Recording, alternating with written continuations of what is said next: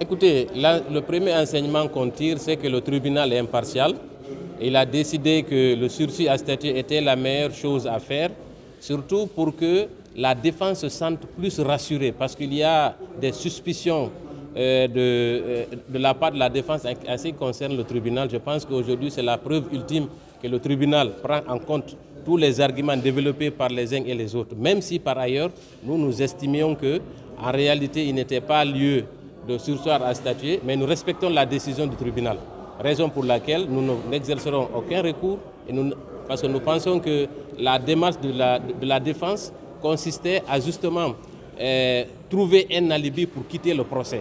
Parce que l'objectif affiché aujourd'hui, l'objectif de la défense, c'est de trouver un prétexte, même si c'est un prétexte fallacieux, pour quitter le procès, boycotter les audiences, prendre en otage le procès.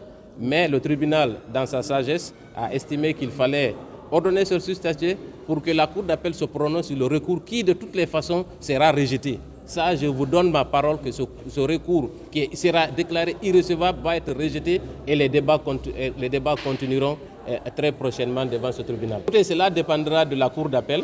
Ce qui est sûr, ça prendra quelques semaines.